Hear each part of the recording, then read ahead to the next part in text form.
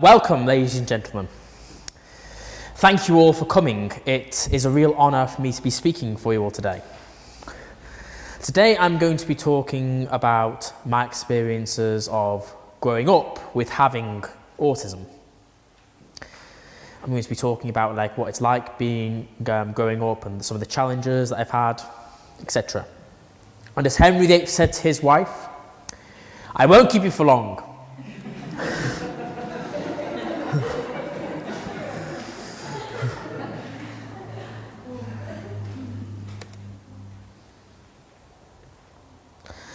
Now, I'm going to be starting by talking about some of my experiences of it as a young child.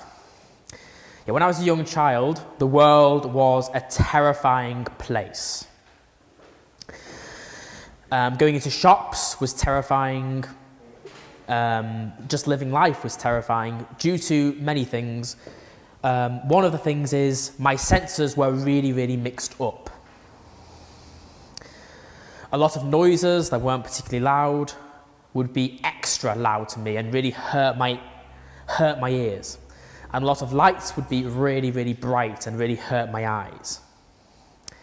And I also hated wearing almost all clothes as well. I only wore things like loose jogging trousers and t-shirts. And even they felt rather uncomfortable to me. They felt like the labels that were on the back of t-shirts felt like needles sticking into me. I just absolutely hated that. Yeah, as for my senses now, they definitely have improved a lot. They're definitely not as much issues for me now as they used to be. But some noises can still irritate me quite a bit. For example, not long ago, in the kitchen, in the house that I live with my family, right next to the fridge in the kitchen, there were some pan lids that were hung up, right next to the fridge door.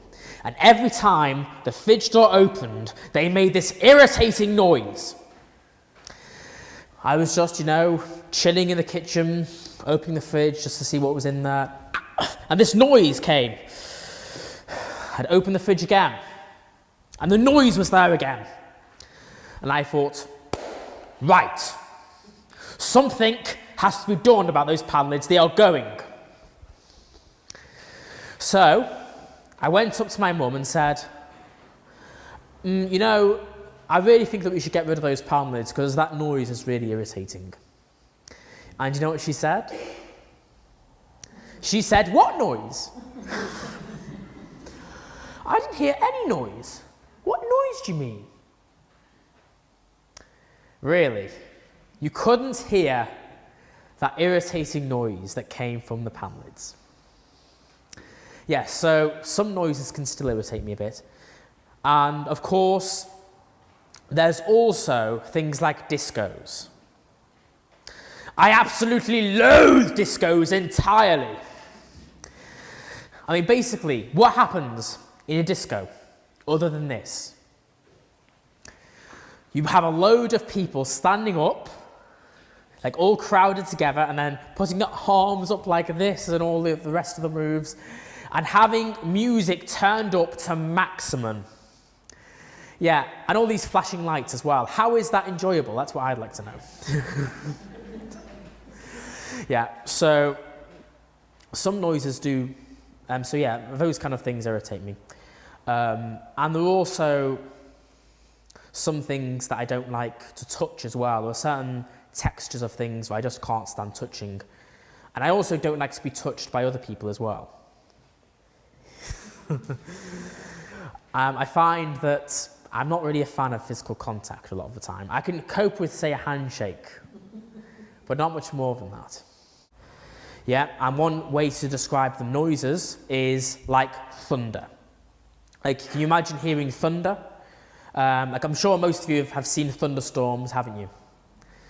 And they're all extremely loud, aren't they? They're really, really loud. Yeah, beautiful to look at though. But yeah, they are extremely loud, and some people may even be scared by them. Like for those of you who hate the noise of thunder, I know thunders are some of those things that some people really love them and others hate them.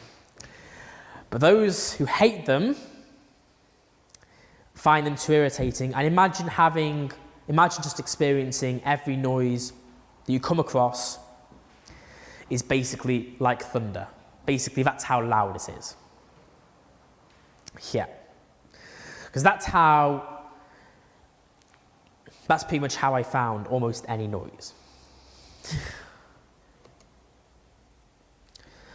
I also had delayed language as a young child as well. Now this is a picture of our dog, Sooty.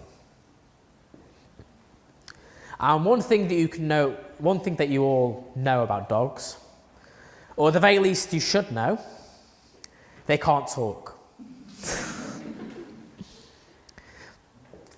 And Sooty, when he wants to go out, or have something to eat, or have something to drink or whatever, he'll tend to do a load of things like jumping up and barking and that kind of thing, sometimes even whining. Well, not sometimes even whining, he often whines quite frequently, actually. But yeah, that's his only way of telling us that he wants what he wants. And I used to be like that as well.